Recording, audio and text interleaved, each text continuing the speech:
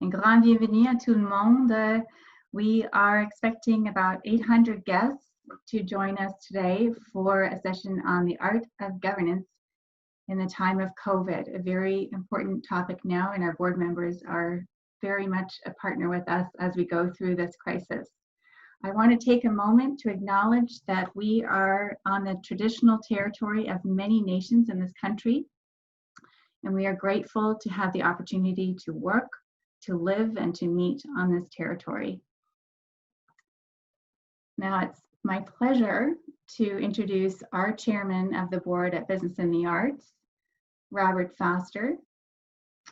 And I am just going to make sure everybody can now turn on their video so we can see. There he is, coming to you live from Georgian Bay. And Robert, just unmute your screen. Now, Robert's had a very busy schedule today with many board meetings actually. So Robert, I'm gonna throw it over to you now. Thank you very much, Nicole. Appreciate it. So I'm delighted to welcome everybody to this session on the art of governance during the time of COVID. This is part of Business in the Arts art series, which many of you, I'm sure, know because you've been joining us, began last March. We have apparently over 800 guests with us today from across the country. We are thrilled to be partnering with the Johnston Centre for Corporate Governance Innovation. And in particular, I want to thank my friend David Beattie, chair of the Johnston Centre, and his team for collaborating with us on the project in a pro bono capacity. David is both chair of the David and Sharon Johnston Centre for Corporate Governance Innovation and professor of strategy at the Rotman School of Management at U of T. He is eminently qualified to fulfill those responsibilities. David has a long history of experience as both a director and an educator, and within the corporate community as chair of 9 different public companies, served on 39 boards. So he's the man to do the job. He does a webinar, which I enjoy regularly, where he discusses corporate board issues. He's been presented with a Lifetime Achievement Award by the International Corporate Governance Network, and the list goes on. So David, thrilled you're here. Let me also say the agenda for today will include a presentation from Matt Fulbrook from the Johnston Centre, who has conducted a research project on our behalf where he surveyed CEOs and chairs in the arts from across the country around the governance practice issues in preparation for our Canadian Arts Summit. So he will be doing that. I also just want to briefly say that our panelists are all wonderful people. Vanessa Morgan, who has been a great supporter of ours, is chair of Soulpepper, and she carried it through a well-known crisis, and may I say, most ably. So I think if you want to talk about governance issues, I can't think of anybody better. She is, in addition, professionally the president and CEO of Morgan Meehan and Associates, an investment firm in a beautiful space in the city of Toronto. She has previously served in the National Ballet of Canada and others. Irfan Raji from Calgary, there he is, hi Irfan. And I have done this before, and he is very active as chair of the Glenbow Museum, founder of something called Mob Squad. He has his own technology investing company called Totem Capital. He's also cares about the education of future leaders as adjunct professor at UBC in the areas of finance, public policy, strategy, leadership. And he's had other chairs. He's also involved with the Aga Khan Museum, where from time to time he's brought me in willingly. And finally, Bruce Wright. chair of the Vancouver Art Gallery Foundation, and chair of the Health Arts Society, a board member and a director of Ballet BC, Arts Umbrella, and Opera Canada. So Bruce, retired lawyer, was managing partner of the West Coast offices of Goodman. It's an extremely well-known law firm. So with all of that introduction, must say, delighted with our group. I'd like to now turn it all over to you, Matt, if I may. Thanks, Robert. Here, give me a moment to share my slide deck here. 1 second. And as you're doing that, Matt, I forgot to mention at the top, we'd also like to carve out some time for Q&A from our audience. As you can imagine, we have 800 participants. So we have a process that we've started to use for these very large calls where people can, there's a Q&A box at the bottom of your screen. You can ask your question in that box, and then people can vote on those questions. And we'll have about 15 minutes at the end of this call to go through those questions, and it will be the top voted questions that rise to the top that we'll be able to answer. So we're hoping to answer about 3 to 5. So thank you. Thanks, Nicole.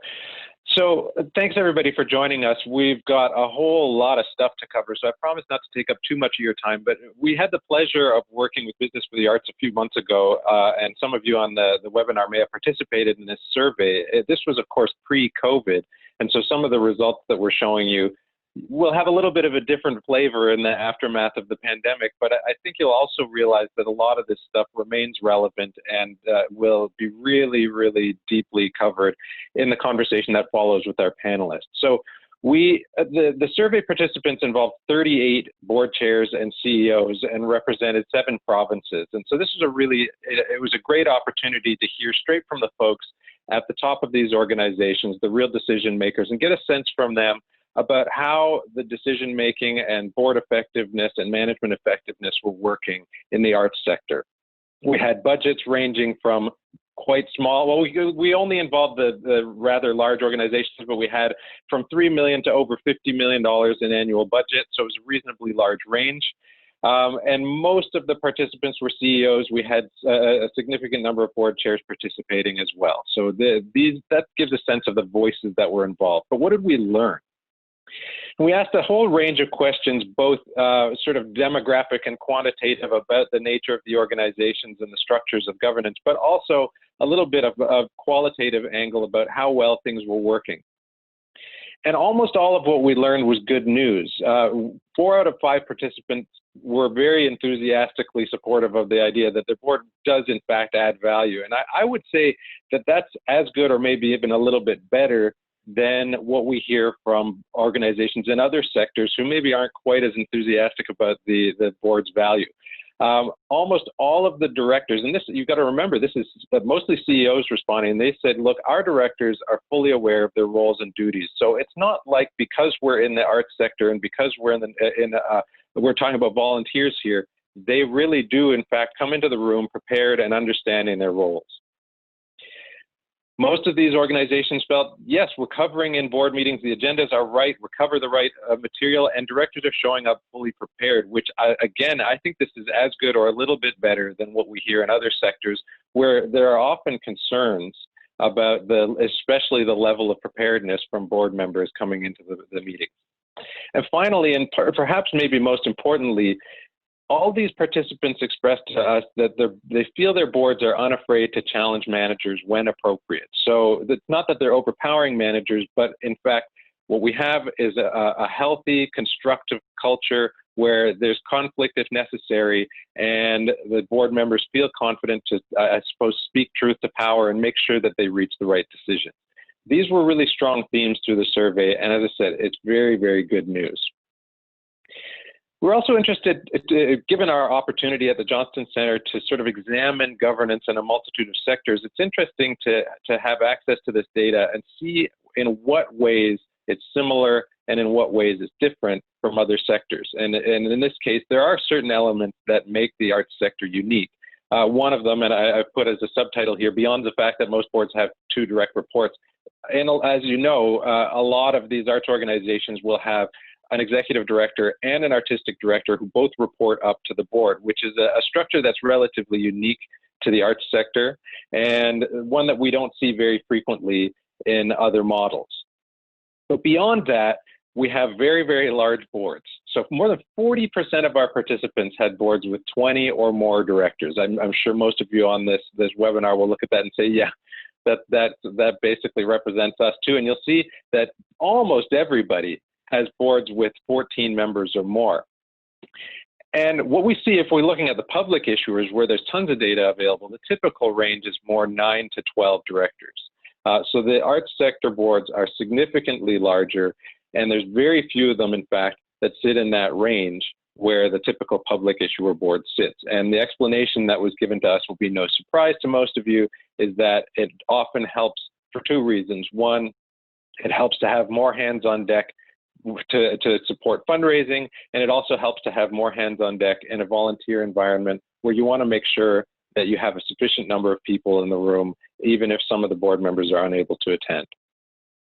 Almost half of the participants, or almost half of our participants, had a separate board that was responsible for fundraising. Now, this was much more common, perhaps unsurprisingly, in organizations that are much larger. In fact, the larger organizations in our sample, almost all of them had a separate body to make sure that the board didn't have the entire burden of fundraising on them, and that there was a separate fundraising board or foundation board that was delegated the responsibility to raise funds. Related to that, a majority of the participants have specific expectations of directors to make an annual contribution. So almost 3/4 of the participants expect their boards to make a contribution on an annual basis. And the average donation was $1,000 or more. By far the largest number of responses was that the board members were expected to contribute between $1,000 and $5,000, but some were expected to make up to $50,000 contributions on an annual basis.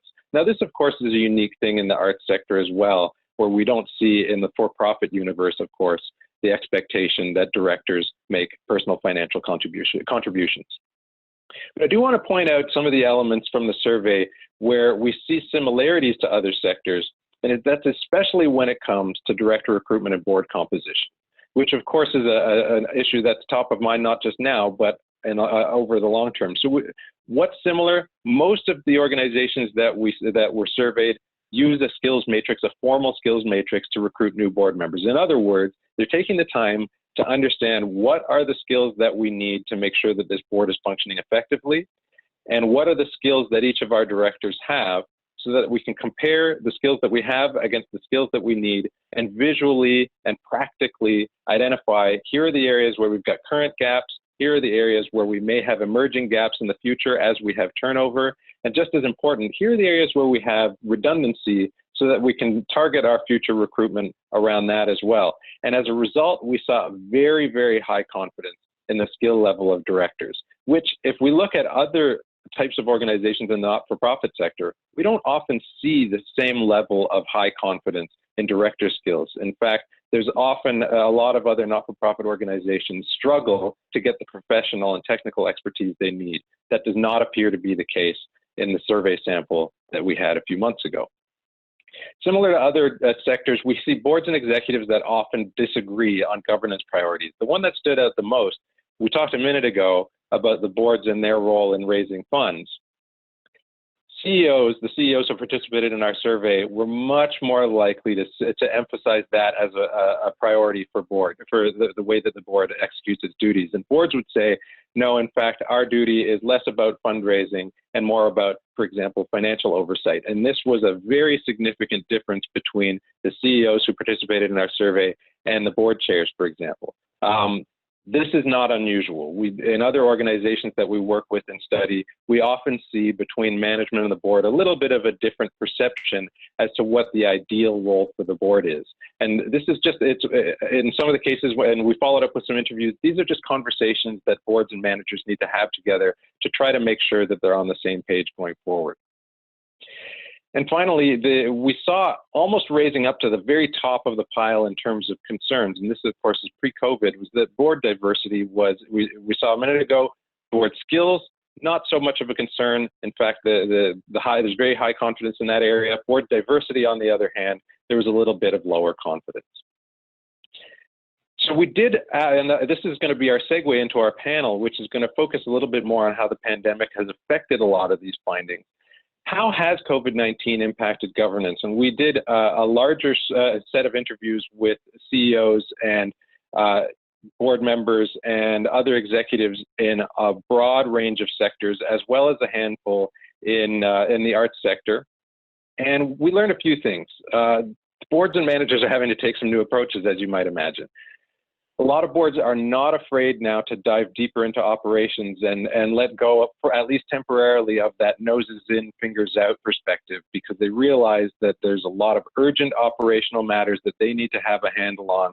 And management, in fact, is welcoming the support because they are overwhelmed as well, and having more smart, intelligent, experienced people on deck has been really, really helpful for them. Virtual meetings, when we talked to boards at the very beginning of the pandemic, there was a lot of skepticism about whether or not they were going to be effective. And it turns out that, at least for most of the organizations that we interviewed, the meetings are going better than expected.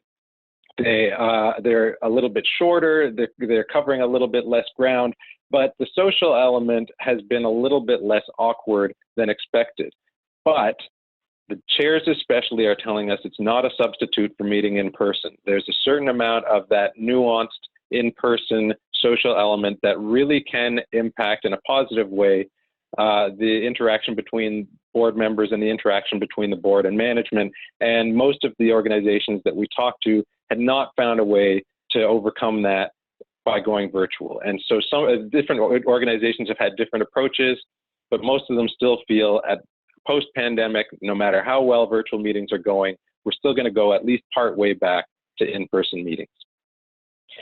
We also heard a lot of stories in the arts sector about the need to explore new ways to deliver art, especially while most of our country has been in lockdown. You consider the impact that this has had on every single one of your organizations. If you can't have live people in front of live art, it's completely changed, first of all, the way that you operate, second of all, the way that you get revenue, and third of all, the way that you achieve your purpose and your mission. And all the different organizations that we talked to had either at least explored, and some had already deployed new ways to engage with audiences, and the boards had been very important elements of that as well. As you can imagine, relationships and advocacy with government is, I think for some of you, this has changed a little bit in the last few weeks, but at the very beginning, it was extremely urgent and it went to the top of the pile for a lot of organizations. This is around funding, this is around the wage relief, it was around all the different ways that you've been impacted by the pandemic. And this rocketed right to the top of boards' agendas, and it became a very big piece of the way that managers were spending their time. And of course, engagement with donors is complex. Through the beginning of the pandemic, their portfolios were going completely crazy, and the organizations were going crazy, and a lot of new dollars, fundraising dollars, were going towards healthcare, especially COVID. It became very difficult for the arts sector to go out and raise new money. We heard from some organizations that they felt comfortable engaging their current donors and trying to have a conversation about the future of their relationship. But this mechanism that you're used to of going out and identifying new prospects and doing the new fundraising has been really, really completely changed. And all the different organizations that we spoke to felt that they were still trying to figure out the best way to do it. And of course, on that note, funding in the wake of COVID is the #1 concern. But when we look at the concerns in our survey, which was pre-COVID, what was the #1 concern for boards and managers? Well, it was also funding then. And so a lot of these organizations, even though the tone had changed and things had become more difficult, felt that they already had some of the tools and some of the approaches that they needed. It's just a way, they were looking for ways to deploy them a little bit differently in order to overcome the complexity of what we're going through because of COVID-19. And with that, it's a perfect segue towards our panel and towards my colleague and good friend David to start talking about, hearing straight from the horse's mouths about how these folks' lives have changed as a result of the pandemic. Thank you for listening.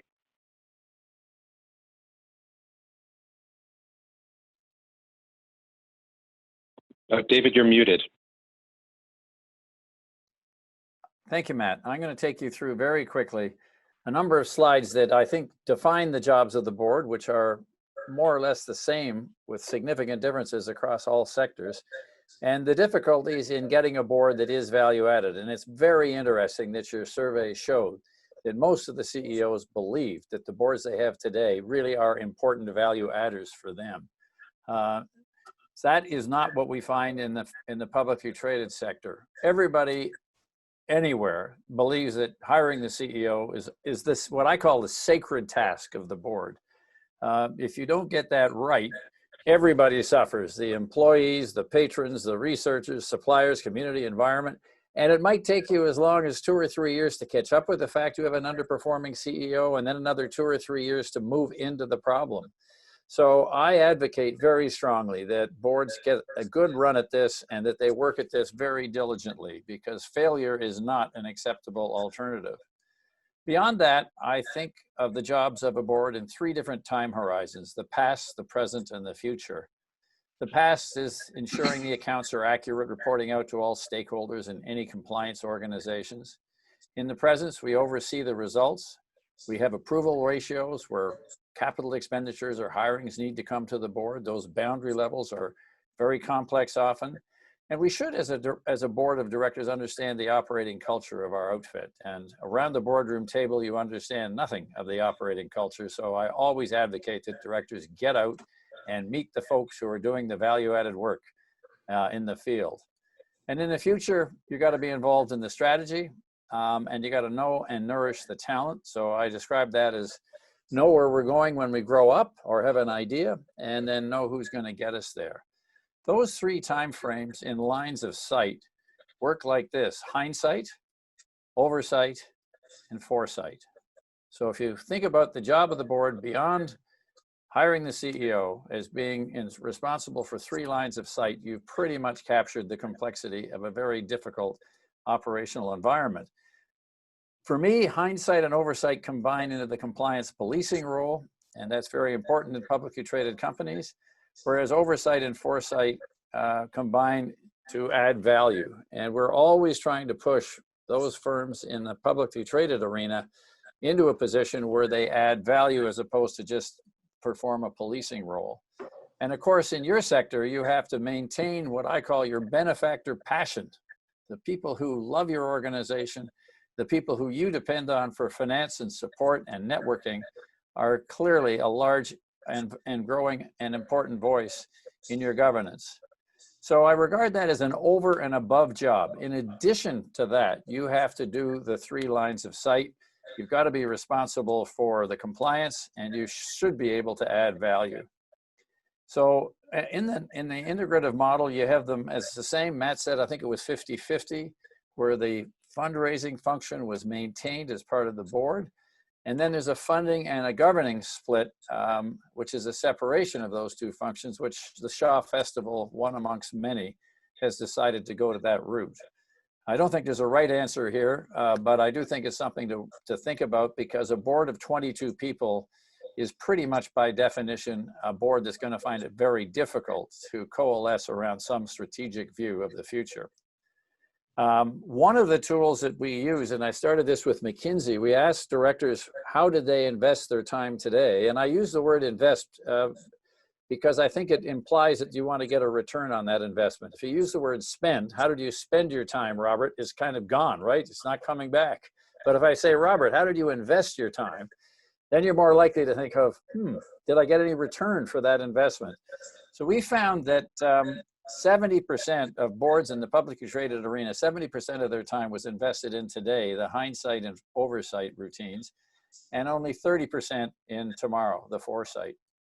We then asked them, how should your board be operating? And the answer came back reverse, 60%. So a very simple tool for any board is just back of the envelope, figure out where your time was invested in the last board meeting and ask yourself, is that an appropriate investment decision-making framework for us, or should we change it going forward? It's a simple tool, but a very powerful one, I think, to influence how that time is invested and what the returns might be from that investment. Now, in the for-profit publicly traded sector, you're used to a lot of failure. Remember, we go back to Enron, Global Crossing, Adelphia, WorldCom, Parmalat. I mean, it goes on and on and on in 2002. Fast forward to 2014, we had the global financial crisis. There are 15 banks on this chart. They were in blue market cap, so Citigroup, 255 billion, ended up at 19. Some $2 trillion of shareholder value was lost. Every one of those boards had 15 people on them. Every one of those individual directors probably had a resume that would just, you'd die reading it. My gosh, I must meet this person. But collectively, as boards of directors overseeing financial institutions, they completely failed us. So failure is not an uncommon result. And you ask, where were the directors of those organizations? Wells Fargo. For 10 years, they've been systematically defrauding their customer base, and not a single director apparently knew anything about that. So you eat what you're fed at the boardroom table. And we were asked the question again, where were the directors? My favorite quote on boards came from Irving Olds, who was the CEO of US Steel in 1940. And he was asked about his directors. And this is what he wrote: "Parsley on the fish, decorative, but not useful." So it's a way to try to characterize in the for-profit world. Being a director is an arduous task, and it's one that's often not well done. So you're not looking to any paragon of virtues if you're looking in the private sector. And there's a good reason for that. I think geographically, you would probably all figure out what that was. Bruce, where would you guess that is? Grand Canyon. Exactly right. But I also regard it as it's a mile deep and 28 miles across. I also regard it as a boardroom. And if you have this visual metaphor in your mind, you'll understand why it's always difficult to get value from a board if you're on the management side of the house. The management team is way over there, 28 miles away, investing 3,000 hours a year in understanding and running the businesses. The board, if it's a bank board in Canada, might invest 260 hours. If it's a not-for-profit board, I think, Matt, it would be considerably less, maybe 100 hours. In most cases, that's right, yeah. Yeah, 100 hours. So 3,000 versus 100. Percentage investment in terms of time is very, very low. Secondly, most directors of publicly traded companies are experienced executives, but they probably know nothing about the business on whose board they've been placed. So I call them gifted amateurs. Whereas on the other side of the chasm, you have a management team that likely has a lifetime of experience overseeing what they do. And thirdly, if you're going to go on a board, you probably have a lot of other things in the portfolio of your life. Maybe a couple of for-profit boards, maybe another not-for-profit board. You might have grandchildren you like to see. You're probably looking after your own assets. Whereas on the management team side, you have a singular focus on the business. So there's this huge information chasm, huge separation between the management team and the board. And to get value out of a board as a management team, you're going to have to find ways to cross this chasm. But it's a great visual metaphor for the difficulties of having a functioning board that adds value. There's one other problem here, and that is they don't speak the same language.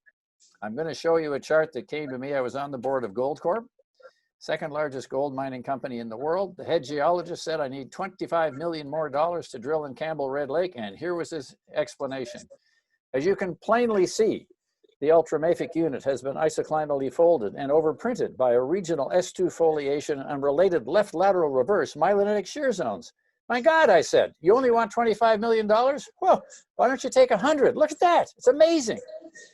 Now, I don't think there's a director of a mining company in the universe that would have understood what that was. And certainly I was an amateur and not a gifted one, so I had no idea. For those of you in IT, you all do this. You know, our generic e-procurement architecture is based on an ERP CMMS, which passes through a blast box and then goes through our global implementation across the firewall into the third-party content site and horizontal marketplace applications. And therefore, I'd like approval today for my $1.4 billion budget. This comes to every bank board in North America every year. There isn't a director of a bank anywhere in North America that knows whether that number should be 1.4, 2.8, or 0.7, let alone where any of the money goes. So my advice to those of you in IT or coming with an IT budget is keep doing it, because the directors can only say yes. There's no other place to go. And finally, an executive summary, which this company was kind enough to put on page 40 of the deck in size 8 font. It's the largest telephone mobility company in the nation. And that was its explanation to its board of directors of what its corporate strategy and business case highlights were. So across this information chasm, they don't even speak the same language, and you got to stand on your head to try and figure out what's going on. It's a major problem. And in any board of directors, the management team has to be very sensitive to the fact that the board only invests about 8% of their time in their business, mainly gifted amateurs, and they're otherwise engaged and they don't speak your language. So it's a huge, huge problem. It's never going to go away. And for those who choose to join your boards, I think they're most likely to do so out of passion for your mission. And that's both an opportunity and a challenge. So I continue to think of the difficulty of creating a value-added board in the visual terms of the Grand Canyon. And it's maybe a metaphor you might take away. It's not a simple job. This is where I hope we're going in the future. Katie Taylor is the chair of the largest publicly traded company in Canada, the Royal Bank. And I think we're getting more female participation, and we're beginning to work on the gender, not beyond gender diversity, to other kinds of diversity on our boards. But I'll leave you with this thought.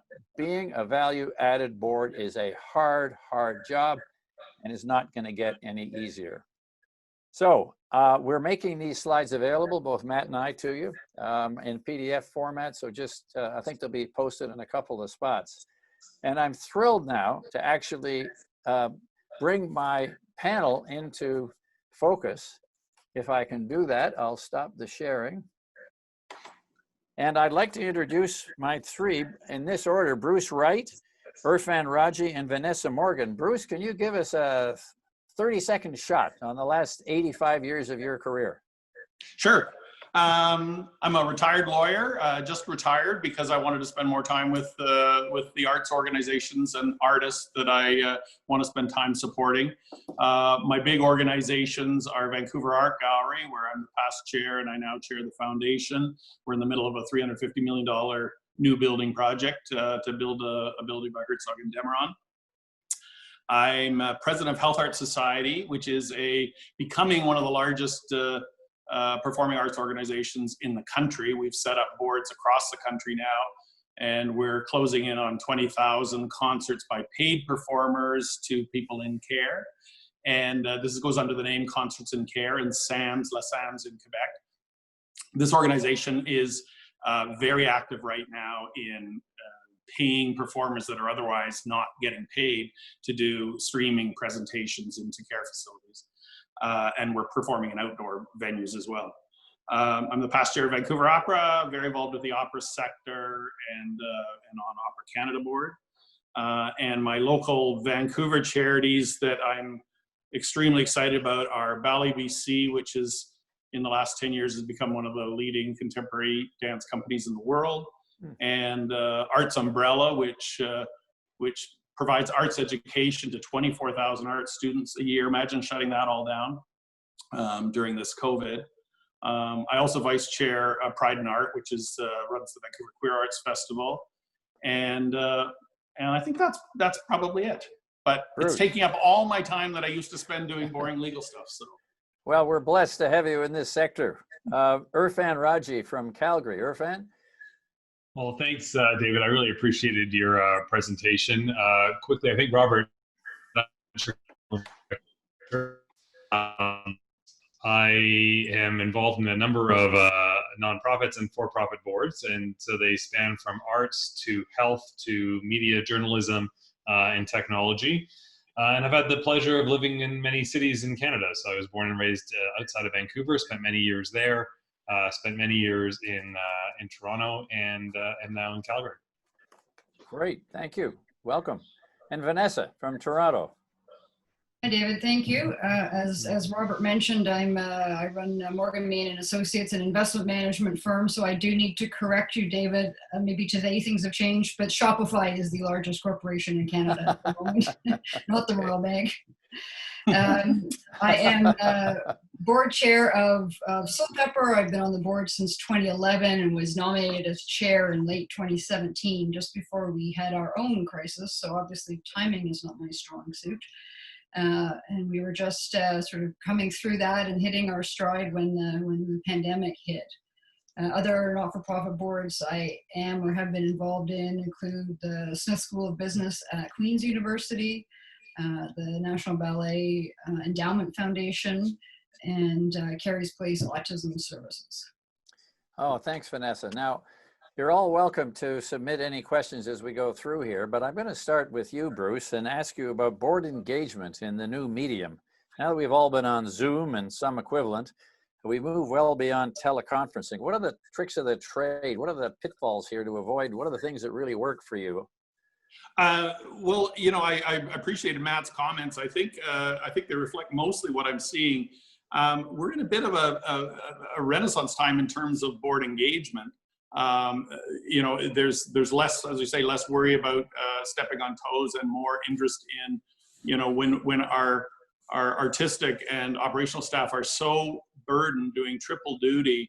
You know, imagine like sudden halts to all revenue streams, having to do fundraising at a difficult time, and putting on virtual content in a very crowded world, doing budgeting, you know, all sorts of weird budgeting things that have to be considered, and there's been a lot of board involvement in that. But, you know, worst case scenarios that are things like, you know, we don't perform for another 2 years, we get no more money, you know, and that only works for opera companies who have better numbers usually when they don't perform.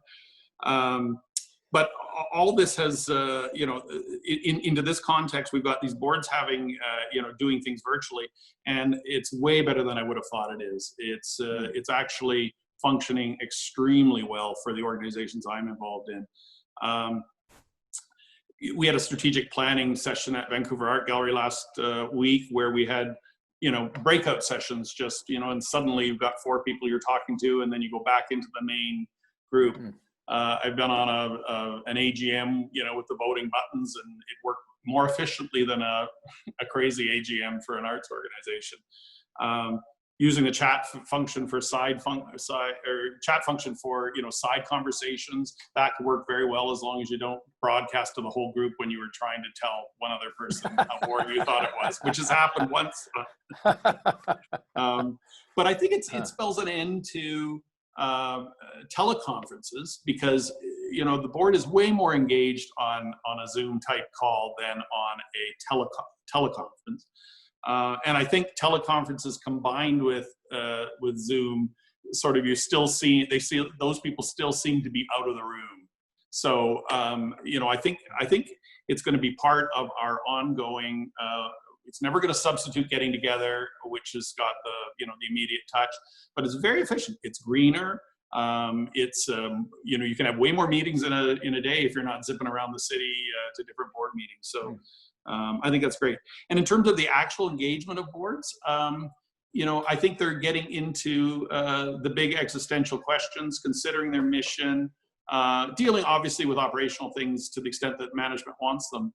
But it's a time to really start, you know, we've had some of the best conversations about diversity, about what we're actually doing about diversity, as opposed to just, you know, giving, you know, having statements of value, but, you know, having actually an action plan about it. You know, and, you know, a recognition that even if a performing arts organization can't perform, we still have a mission. We still have a mission to do this. So we have to figure out a way to do it. So yeah, it's been actually a very valuable time to be participating in board. And I think attendance for the organizations I'm involved in has been much better when we've had these Zoom calls, and because people are really engaged right now. Yeah, I think you get a natural kind of affinity to the organization. You know it's in crisis. You know you're there to help in a crisis. Has your own time investment expanded pretty dramatically in the last couple of months, Bruce? Yeah, because I used to do all this while I ran a law firm. And, you know, so for me, it's a joy because I get to do stuff that I love, but it takes up the whole day. You know, I never have a day that isn't at least 3/4 working for arts organization. Well, Vanessa, you have a full-time job. and you've had an organization that went through an earlier crisis. What things have you done that you've learned from the previous one that have maybe helped you handle the current COVID-19 situation?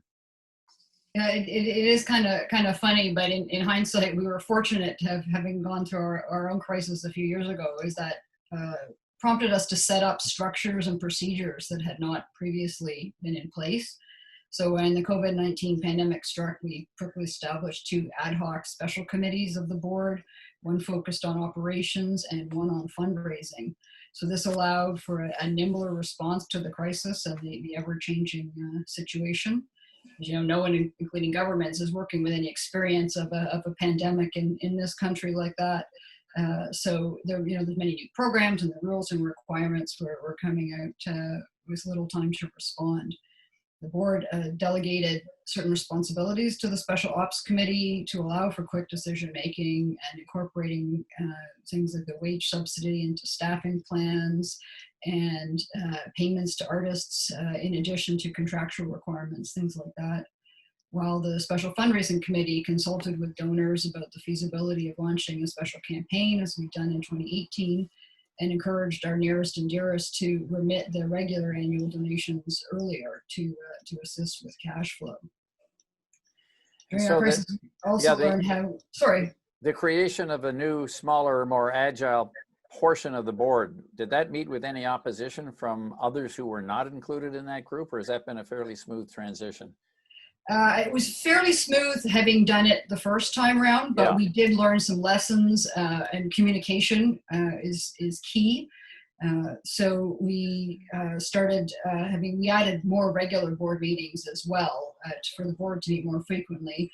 And Emma Standing, our executive director, started a daily email to the full board outlining things that had gone on that day. And as the intensity slowed down a bit, it went to every second day and then twice a week. And now it's just more of on an as needed basis now that we've sort of settled into a temporary normal. But also communication with between board and management, in that we established a practice of weekly calls between the board chair and the AD and the ED, and those continue, so it's very helpful. So intensity of communication has been one of the critical learnings that you've discovered again. Yeah, you never have too much. Now, Irfan, if I can switch to you, you were concerned about boards that just talk and never actually get anything implemented. Is the COVID-19 crisis made this a bigger problem or a smaller problem in terms of board relationships, in terms of getting stuff done? Yeah, I mean, I think that you outlined it so well in your slides around what the roles of the board are, right? In terms of hindsight, oversight, foresight, but also in terms of fundraising and making sure that we actually are bringing resources to the organization, which is not that dissimilar in for-profit boards, right? When you think about a for-profit board, you're also thinking about financing and ensuring that there is appropriate resources, both human resources and financial resources to achieve your strategy.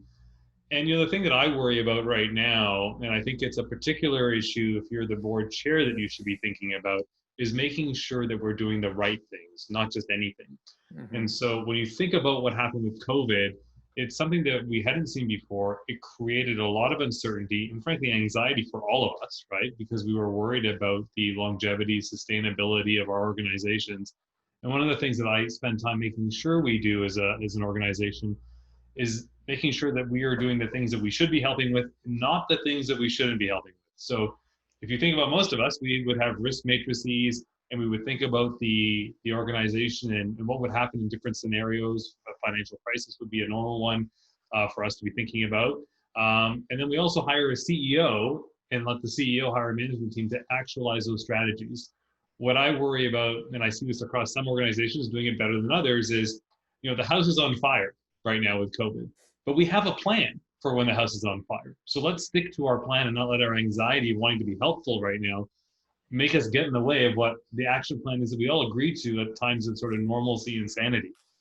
Because what we can do, if we don't think about what our roles are and what our roles aren't, is in our desire to be helpful, get in the way of management and the plans that we had already agreed to. You know, when the battle plans aren't that useful if you throw them away when the war starts. We have a plan, let's stick to it. And my job as the chair is to make sure that our board directors are doing what was agreed to be their role, but not getting in the way of our CEO so they can actually actualize the plan that we agreed to, ex ante.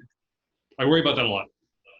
Thanks. I think the issue of getting too much into management shoes is one that's common to all endeavors at the moment. That line of taking up senior management time because the board's worried about something is a line that the chair has to be very intentional in terms of trying to manage it. And it's a human nature thing, right? We all have this anxiety and we have this dramatic desire to want to help. Yeah. But how to be helpful is to do what we agreed to do.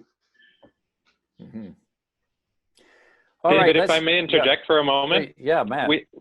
We had a question before the webinar. Someone had reached out to us and said, look, one of the things that we're having a lot of trouble with is in this virtual world, and it doesn't sound like some of our panelists are experiencing the same thing, but I think we'll all understand, is now that we've moved to virtual meetings, we had trouble already keeping our board members engaged. And now that they're, sitting all day on Zoom calls and they show up for one more thing, and it's just really hard to keep their attention, really hard to get valuable input. I wonder if you guys might be willing to spend a couple of minutes telling us, if you have experienced this, maybe what are some of the approaches that you're taking to make sure that board meetings are sufficiently engaging to actually hold your director's attention? Bruce, you want to start us off? Sure. I think that the issues that we're dealing with are sufficiently interesting that people want to be engaged. I really haven't experienced that. I mean, there's the people dropping off the calls, which is a little easier than getting up and leaving the room. But we're having more meetings. We're actually, often with one of these organizations, particularly the larger ones that move closer to a corporate model of 4 or 6 board meetings a year. But we're having meetings every few weeks sometimes because we're talking about, sending management away on budgets and things like that. So I haven't experienced a lack of engagement, quite the contrary. Irfan? I would agree. We're getting great engagement, and I think that this, again, it puts pressure on us to do what is best in class. So why do people engage? They engage when you ask their opinion, when you're asking for their help, when you're involving them in the discussion. So from my perspective, presenting to people where you're not actually asking their opinion or you're reading them slides and you're like that, I mean, it never was a good idea. It's now a terrible idea. And so I insist on what I'm on.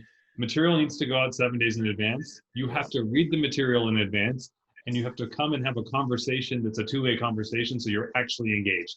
If you insist on presenting things to people when there are multiple Zoom calls where it's just slide decks over and over, you're going to lose them. You lost them before.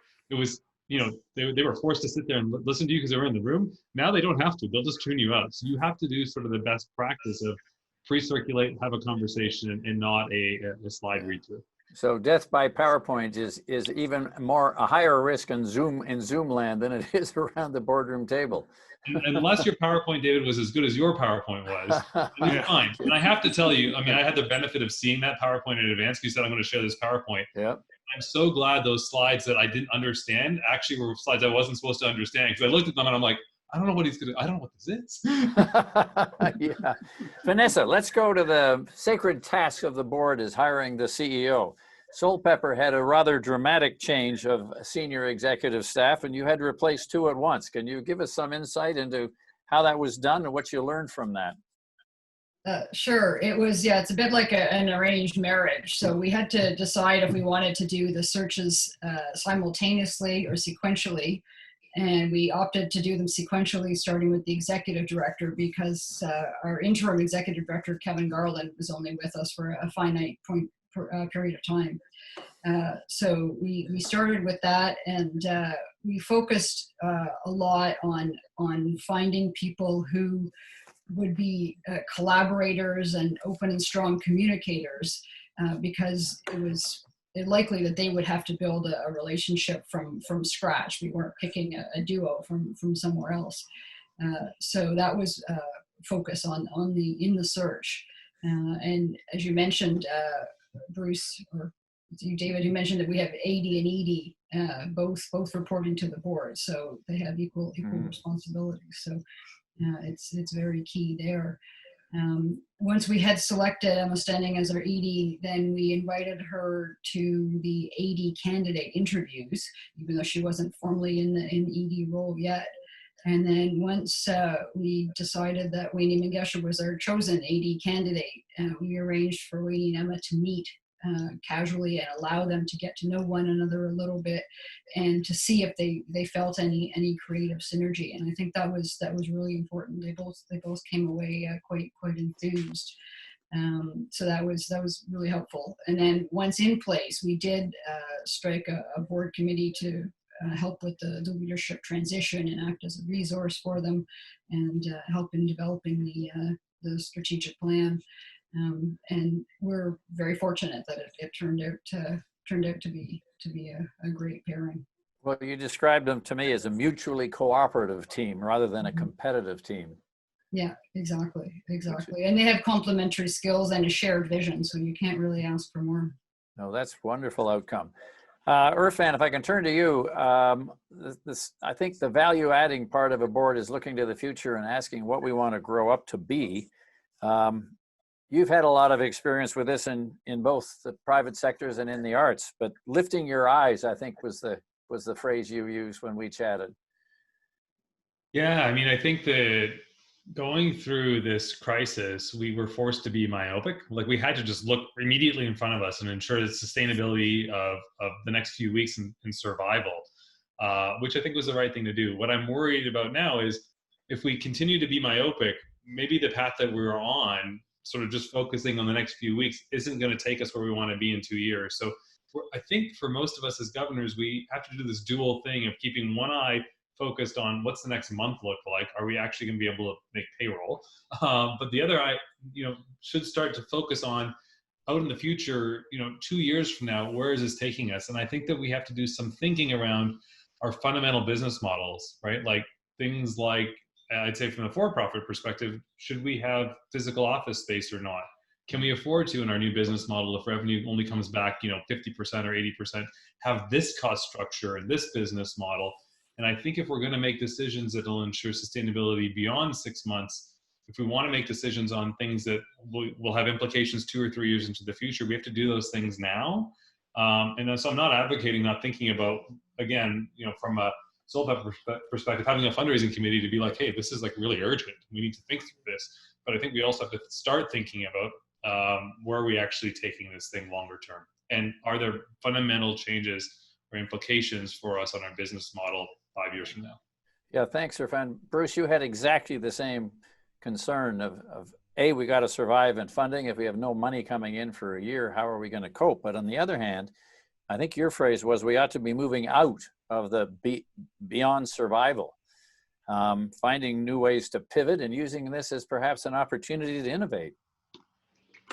Well, I mean, that's the big picture question, which is probably worth a whole topic on its own. But, in Canada, we haven't had a deep dive into our overall model for a long time. And things have changed so much.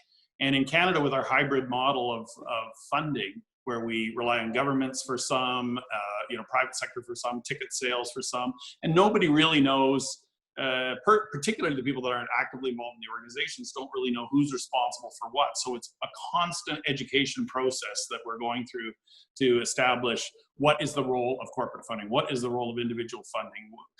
We can't just sit around and wait for the government. I mean, you've got Berlin, in Germany, 50 billion euros for the arts sector.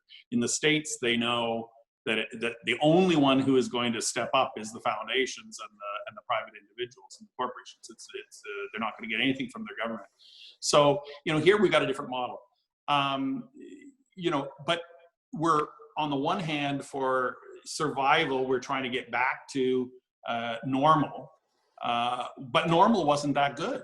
Normal was still, living from hand to mouth in a lot of cases. And there's, exceptions to that. But, it really is a time, to the extent we can find the time, to think about the big picture and how we get more sustainability for our organizations and our artists. That's my biggest fear right now, is what we don't see, which is the artists who finally have to just hang up the towel because you know, they were already living hand to mouth, and now they're just going to disappear. They're just, and you know, our job more than anything else as arts organizations are making sure that these voices are heard, not slapping on a whole bunch of restrictions. It's allowing the artistic voices to surge. So that's what I care about. You know, on the more technical side of funding, I think it falls into, for arts organizations, it's charging for content. It's you know, asking for money, and it's what we do about our big fundraisers in a given year, because for most arts organizations, the big fundraiser is, you know, a large part of the budget, sometimes, you know, 25% of the budget. And my observations there are, you know, asking for money, you should still continue asking for money. It's actually a very good time to ask for money. People are quite sensitized, I find, about the problems that that the art sector is experiencing. Sensitive. Boards have stepped up. You know, I think it's, you know, boards have been very generous, but it's also a good time to make sure that everybody has, you know, I always say with my board members, you give something that's meaningful for you, and that may be $500 for somebody, and that may be $50,000 for somebody else. But it's a time to be a little unreasonable and say, you know, this is really a time to step up and help your organizations. Yeah. In terms of the galas, you know, a lot of organizations have had to cancel that, and that's a big, you know, sometimes $1 million item out of a budget. You know, some organizations I'm involved with have actually canceled. Arts Umbrella, I'm co-chairing it, we're going full steam for a big virtual / live event in October. You know, we've lined up all our art. It's $1 million ticket item on Arts Umbrella's fundraiser, and we're gonna do it. We got you know, an unbelievable team that was so up to speed before COVID happened that, you know, led by Paula Rock. You know, we end up being in a very good situation for this. But we just decided we're going to go full tilt, full production values, and see where we get to. And charging for content, you know, this is something where I'm very interested to hear what other people think. So far, it's a crowded world out there. You've got the top organizations in the world giving away their content for free, like Berlin Philharmonic and the Met and Blindborn and all that. We have this belief that our own local organizations are what our people want to hear. I'm amazed with the talented stuff that's come out there. I mean, all sorts of different levels of quality, but, you know, these virtual things, people using pre-recorded content from before, you know, at Health Arts, we send out content every week, you know, to our seniors' homes, 100 senior homes in BC. You know, I think there is a place for being able to start to charge. Museums are starting to open up a little bit, and we're getting revenue coming back in. We opened up the Vancouver Art Gallery last week. But I think there will be a time when we are able to turn the page and start charging for the online content that we're providing and online subscriptions.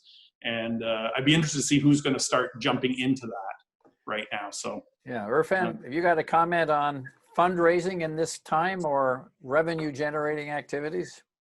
I mean, I agree. I think it's a focus area. I think that there's opportunity for us. I do think that people, when they support us through ticket sales, we do need to separate out. It's not just about, you know, the edification you get from receiving the art. It's also about supporting the institution and the importance of the institution. And, you know, I mentioned this on another Business in the Arts webinar, but, you know, I fundamentally think that there's certain institutions that make a society stable, right? Like there's parliament, there's the bureaucracy, there's journalism, there's the judiciary. But I also think civil society organizations like arts institutions have a role to play to ensure that we have the pillars of society that we need. And I think that as arts leaders, we need to articulate that to make sure that we see these as institutions that do need to carry and continue through, you know, what is, you know, a difficult valley. Mm-hmm. And Vanessa, are you aggressively raising funds now, or have you been holding back? We've been holding back, other than asking people who give regularly, annually, to do so earlier rather than later from a cash flow point of view. But in conversations, we did have conversations with donors about it, and it seemed this was a few months ago now, but there's so many competing interests that if people had extra funds for donating, they'd more likely give it to a food bank or a hospital or something like that, because that seemed the more immediate need. now that things are shifting a little bit, there may be an opportunity, and we're looking at ways to, for sponsorships, for instance, normally people would get a night at the theater and entertain their clients and things like that. So what can we offer as an enhancement to that? And back to what you were saying, you also need to get the message across that the art should be supported for art's sake and not just because you get a dinner and a drink ticket or something. I mean, part of the conversation, Vanessa, I think that's exactly right. I think you guys are thinking about it right, in terms of how are we having that interaction. For me, the conversation is about, to what end? So of course there's urgent things in terms of the food bank and healthcare, but if we don't have a society that we want to live in at the end, like what's the point of all of this energy, right? And so if we have a society that doesn't have important arts institutions, like what's the point of all of this, right? Like it doesn't make sense. Absolutely. I'm going to switch gears a bit, Irfan.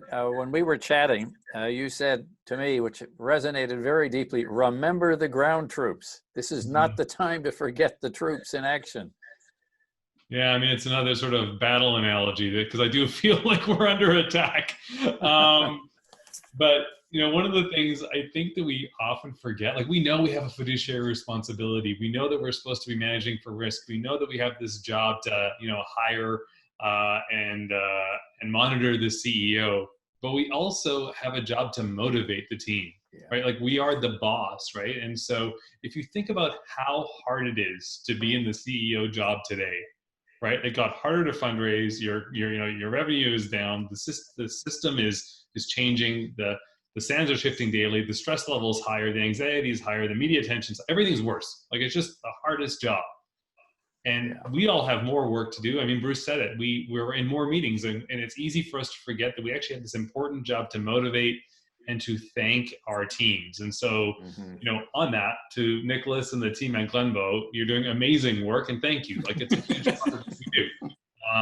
And I think that we all as leaders on these nonprofit boards should take a moment, to make sure we don't forget to do that because they need it now more than ever. Yeah, I think that's an absolutely vital point. We're completely reliant on them and their motivation and their morale, and it deserves a pat on the back from time to time. Vanessa, do you subscribe to that thesis as well? Oh, absolutely. Absolutely. They are under fire and reviewing budgets and figuring out what can be cut and how to adapt. In our case, we have a physical building too, so it's a fixed cost, so trying to work our way around that. It's a very difficult time for Give us a little bit more perspective on the building, because when we were discussing it, you said, I'm in a little bit of a conundrum here. What I used to regard as a differentiating asset, namely the building we share, now might be a liability. Yeah, it's true. It's because we can't use it, but it nonetheless is a fixed cost. We still need to pay the rent. We don't qualify for the rent subsidy, unfortunately. We're trying to get a discount from the landlords, but haven't been successful yet. And operating costs. So yeah, it's a challenge for sure. So the team is trying to figure out ways that when we are able to reopen, it doesn't mean we'll be able to have people sitting in rows in the theater. We still need physical spacing, and people may not want to do that. So thinking about different ways that we can use the building for revenue generating ticketed events, but not ones that require people to be sitting that close together to one another. Do you have a similar problem, Bruce? Art galleries, once an asset, possibly a liability. Landlords? Well, of course, you've got a big collection to keep. There's a whole staff that needed to work during this whole crisis. A lot of people could work from home, but a lot of people couldn't when you got a big physical plant and you've got millions of dollars of art to look after. So yeah. And you came up with the same point that Irfan had, and that is getting it done. You can't leave the meeting mentally exhausted from all of these new ideas you're coming up with and believe your job is over. What did you mean by that? What are you worried about and anxious about in terms of your board and your board's performance? Well, I always think if there was one thing that I think would make boards more effective, it's, you usually, and I think that Matt's comments, said this, we got very effective people on boards. We may not be nearly as diverse as we want to be, optically, but we certainly have, a lot of very strong people on boards, very personally generous. But and they come up with tons of great ideas, and then the meeting goes away and things go on to an agenda. And I think, in the private sector, things come off the agenda more quickly often than they do in the arts sector, because people like to talk and they're still learning. And, sometimes you're on a board that you don't know very much about, except that you want to be philanthropic. So, I really think looking at, having the discipline to codify what you've said you're going to do, so that you're not starting from the same place next time you actually cross things off the list. I think a very good example of that is, we've talked about the diversity. Our organizations are very good at expressing their values, and I've been blown away by some of the very thoughtful statements that the organizations have come out with on Black Lives Matter and diversity and all that. But some organizations, I think, are much better at actually actioning those, or putting into action those items and saying, okay, what are we going to do? What are we actually going to do to make a difference? It often doesn't take that much. It's actually taking that one extra step. The other thing I'd say about getting it done is this is a great time for collaboration between art groups, and there's lots of that going on that people don't always see. But CEOs are having in groups. I know that our Vancouver ones meet every once a week, I believe, and the chairs group meets quite often, and there's national ones as well. I think these kinds of things are it's great, because I think we're going to have to make some big pitches to government for sector relief beyond what's already been done. And I think there's a lot of commonalities that we're all dealing with, like even just the technical side of virtual performances. That's expensive equipment, and if that was all shared amongst arts organizations, we might be able to get a higher production quality. And I'd just like to add on the topic from before about staff.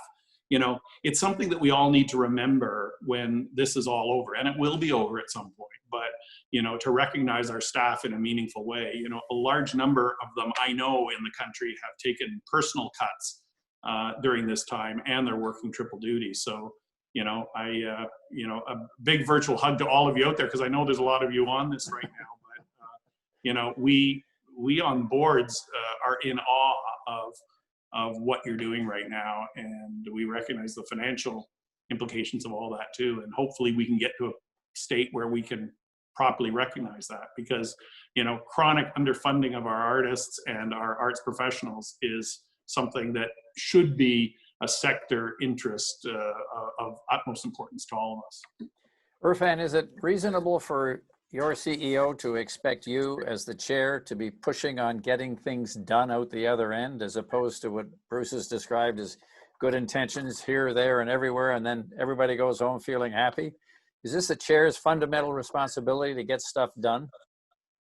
I think it's to provide again, we have a role to provide resources, right? Human resources and financial resources. So it's you can't ask for things to come out the other end if you're not doing what you can do on the front end. And it is hard work, right? Like, I think that Bruce has mentioned it, Vanessa's mentioned it. This is not the easiest environment to get resources, but we can't ask people to create output without input. So, it's kind of a mutual responsibility, right? Like, I'm working hard to try to get the inputs so that that the team can then use them to get what we want as the output. Yeah. Well, listen, Karen, you've been collating some of these questions that have come in, and Nicole, could I ask you to come back as well and tell us what's going to be up? Nicole, could you intermediate between Karen and our panel to maybe assign questions to each of the three of them? So Corinne, I'm going to, I've been watching the Q&A chat box, and I know you have. I'm going to let you look at what the top questions were in terms of number of votes, and then we'll start with number one for the panel. Perfect. So the first question with 73 upvotes from Michelle Dushak is, Can you recommend ethics and procedures around recruiting a more diverse board membership, specifically BIPOC individuals? You allocate, Nicole. Well, that's stuff. Can I see a raised hand? Someone want to start? I do know, yeah, Bruce. Bruce. Well, you know, I don't think it's for want of having the right values, and you know, some of us have been more awakened than we might have been before, but you know, it's been part of our DNA, and I always look at it from the standpoint of what are we doing to hear the voices more than, you know, specific you know, diversity representation in terms of optics, which is very important as well. But the most important thing is that we get a diversity of views, and we make sure that the voices in our community are heard.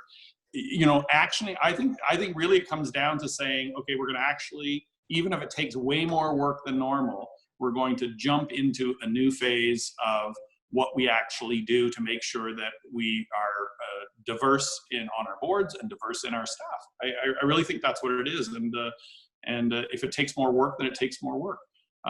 But lots of organizations are doing it. I was just mentioning, you know, that 2 of our universities in the past week have come out with new chancellors from the Indigenous community, which is, you know, and they're both fabulous candidates that, you know, I think most people in the city would have had on any one of their boards. They probably get asked 10 times a day, you know, but there's so many other good people out there that go onto the radar screen. So we need to just make sure we put a priority on it and make an action with a focus on, as I say, hearing the voices.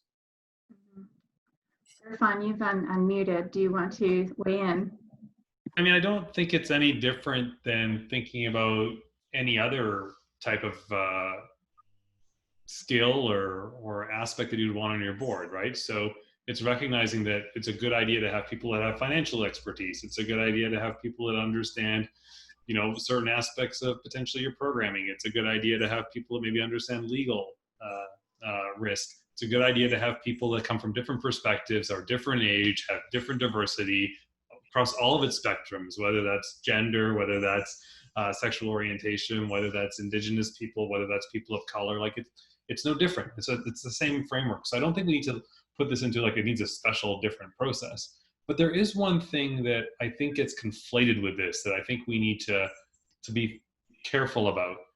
I think we sometimes assume that if we want to add diversity, it means that we need to relax some of the other things that we look for. And, you know, Bruce, you said it earlier, which is I look for people to make meaningful contributions to them. And I think sometimes we say, well, do we not look for this because of X, Y, or Z? And I think what we actually are then saying underneath the surface, which is slightly offensive, is I assume that people of color, because they've been marginalized, are also all poor. That's just not the case. Not true. It's not an or. All right, like I can have diversity or I can have fundraisers. No. You can have both. And you should aim to have both, and you should set a standard to do that, and not make, because it is, I got to tell you, it is, for those of you that are fundraisers, please assume I have no money. But it's just not a fact, right? Like there are people of color that are wealthy in the country and they're willing to serve on our boards. And I will just say, Irfan, you are one of our most generous patrons of the arts in Canada. So big thank you to you on that front. Vanessa. I think Vanessa's got a point. Yeah, I'd just like to add that you need to have a board that people are going to want to join. So your product needs to be something that they are passionate about. Someone said earlier, you know, people join boards, arts boards, because they're passionate about the art. So if what you're presenting is only from one perspective or one particular cultural background, then you're not going to get people of different cultures that are interested in supporting that. So as Bruce said, you need to bring forth all the voices of the artists, and therefore you will get voices from the broader community who wish to support that. Mm-hmm. Okay, Karen, what was next? I just wanted to, David, you had mentioned, you know, in your for-profit world and at the Rotman School, you touched on this, you know, sometimes there are quota systems that are set. You had mentioned this in an earlier call. Do you want to just briefly touch on that in terms of an approach to ensuring that we action what we want to do and achieve in terms of diversity? Yeah, well, it depends on the jurisdiction you live in. In fact, Canada is the only one of 120 countries in the world that has a fragmented authority with respect to stock markets. So even if you wanted to have a 40% quota for women, the question is who'd do it? France has done it, Portugal's done it, Spain's done it, and Norway did it a long time ago. When I teach in the Director's Education program and ask the class how many of you would support a quota system, it's usually very, very low percentage, because I, as a woman, don't want to be quotaized, thank you. I'd like to be selected for my talents, for my participation, and for my ability to contribute, not because there's some big law pushing. So I don't know, getting things done in terms of diversification of boards is hard, and it's long-term work too. I really like the Rooney Rule, just in order to illuminate the potential candidates that could be of value to a board. Make sure that at least one of them goes through the entire process, who is of an ethnicity you wish to attract or an orientation you wish to attract, and use the Rooney Rule. I think in my experience it's been very helpful. Matt, you've got a comment?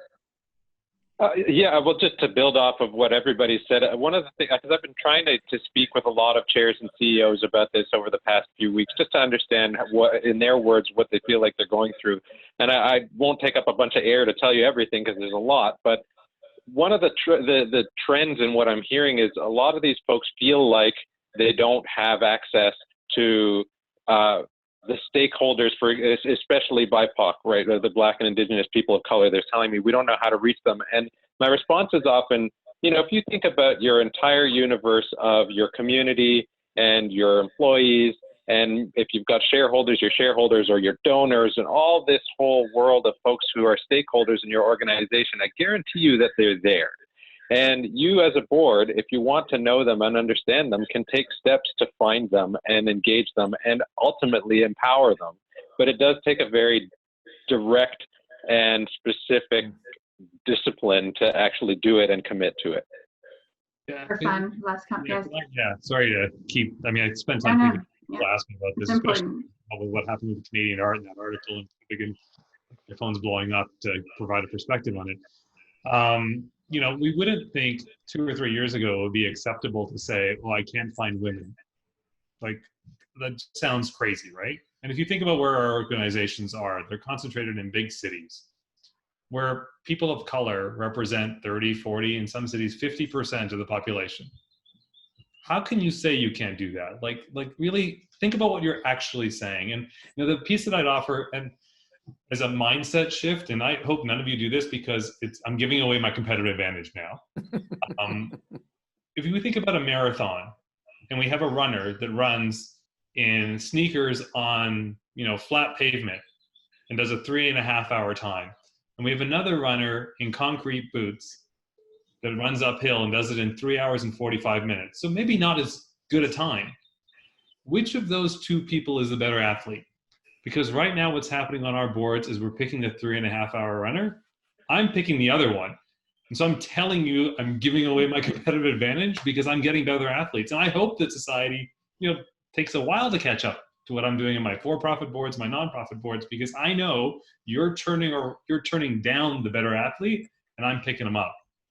Thanks for that. Thank you, Irfan. It's terrific. Corinne, do we have Along the same theme, Sean Beckerton asks, in an era of Black Lives Matter and issues relating to reconciliation, what levels of importance are boards giving to anti-racism and indigenization initiatives? Another great question, and sort of follows on the first. Irfan. I'll keep going. Yeah. I'll keep answering them. Good. This ties to a conversation we had earlier, which is we have a critical role in society to play, right? And so it's not just journalists that actually move the conversation forward. That actually is our role. And so I think it is critical for us to say, let's not follow what the public conversation is. We actually have the responsibility, not the opportunity, the responsibility to frame up the conversation for the public square. And so I'm hopeful that these conversations are happening. I know, what's happened at the AGO. I mean, part of the positive thing in that article was talking about all of the different types of diversity in programming that's happening there. Like, congratulations to them for doing that. I'm hopeful that we're doing as good a job. I think we are at Glenbow, but it's incumbent on us to ask those questions and say, are we actually leading the public conversation, not following it? Bruce. I would just add, I'm sorry, I sound like I broke the record on this point, but I think if we look at it as what voices are we missing in our organization in order to be properly reflective of our community, as opposed to what do we want to look like so that we can deal with questions about our diversity. I think that second question is the wrong way of going about it. We've had a crony system for many years. So does the corporate sector, and this corporate sector, I think, David, you can help me here, but it's moved off that, and it's much more about skill sets and all that. But it naturally still tends towards having a white-looking kind of board. But in the arts sector, it's we've got lots of choices that we could make. But we still tend to fill up our boards by getting our friends or somebody we know and are bumping into, as opposed to having a little more discipline and saying, let's use the services that are out there, Business for the Arts. Institute of Corporate Directors has lists of people that are willing to join boards, as do other organizations, and actually be a little more professional about this. And if we're, Bruce, to add on to that, I think it's fantastic commentary. If we were serious as a sector, if we took this feedback and said, wow, we should really reflect on how we lead in this conversation about Black Lives Matter, what we would actually do is look to the organizations that have the most power, and as a sector insist that they reflect, not just our own boards, but insist that they reflect our society broadly. So when I'm saying that, I mean the Canada Council. The Canada Council is the most powerful organization in the arts sector in the country. Do we believe the Canada Council should have diversity on its board and in its leadership team? Because if the most important funding partner does this, and we say it's important, then we actually are doing something, not saying something. And so, I can say it. People will say, well, you're just a person of color, and they'll minimize that because they think I'm somehow, fighting for my own cause. It's not that this is not news to people of color that we've been marginalized forever, right? Like, this is not news to us, news to everybody else. We don't think it should be a headline because it's not news. But if you really are an ally, you got them. Yeah, and I think that's true. I mean, there is a process there where people apply, and so it has to do with who they choose. But one of the things we should also think about, I'm sorry if this gets some people worried, but is publishing these stats. When the corporate law started requiring boards to indicate how many directors showed up to their meetings, suddenly we had full board attendance at all our meetings. And it's the same sort of thing here. If you actually had to publish your diversity on your boards and your diversity policy, maybe people suddenly we'd start finding more diverse boards.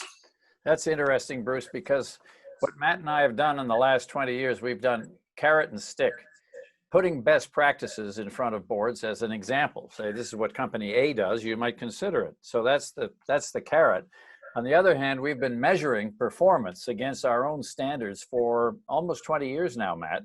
And that's the stick. And it's published every year in the Report on Business in the Globe and Mail. And Matt gets 100 angry phone calls from CEOs and board chairs who are saying, you're very unfair to us. But we know at least that they're thinking about the issues that we deem to be important. And maybe in the not-for-profit and the arts sector, if you started to do both a best practices kind of annual publication, as well as some kind of measurement on what you actually do, maybe that'd move things forward. Good idea. It's just about time, Nicole. Could we ask Robert Foster, the chair of all, to sum it all up, bring it together, and send us packing with the words of wisdom? I would be delighted to do so, David.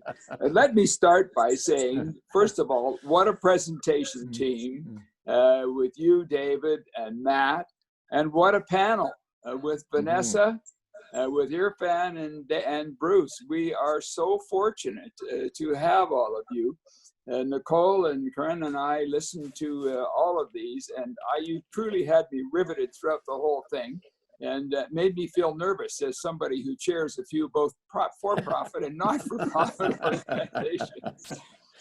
David and I have periodic lunches discussing these kinds of issues, and clearly the next lunch will be on me once we resume being able to do so. Matt, you did a great piece of research, which I am going to be using with my boards, but you also spoke extraordinarily well and presented it in a very effective way. I was truly impressed. Thank you. May I also say how fortunate we are in the creative economy to have three strong leaders, as demonstrated with the conversation with Vanessa and Bruce and Irfan. You all clearly are passionate about the arts and about the creative sector, and it showed in your thoughtful remarks. And we are indeed fortunate to have all of you. I might also say that as Chair for Business and the Arts, we're very fortunate in our management team with Nicole, who provides a strong visionary leadership and has done a superb job over the last 15 years, turning us into a truly national organization that continues to make a contribution, and I appreciate everything she does for us. I also just want to add a comment that the creative economy is defined by Statistics Canada as being $54 billion and 666,500 people. But in the end, it all comes back to the artist. It comes back to the creator.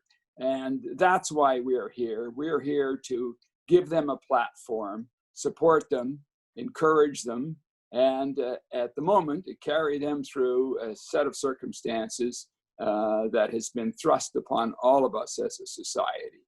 The leadership that the group today, the five of you, have been providing is extraordinarily important for those individual artists to know that we care about them. We're focused on helping them through and coming out the other side, once again, as a robust society with a strong creative element. So with all of that, may I say thank you so much to all of you. It's been a really stimulating, worthwhile hour and a half. Bye now. Great.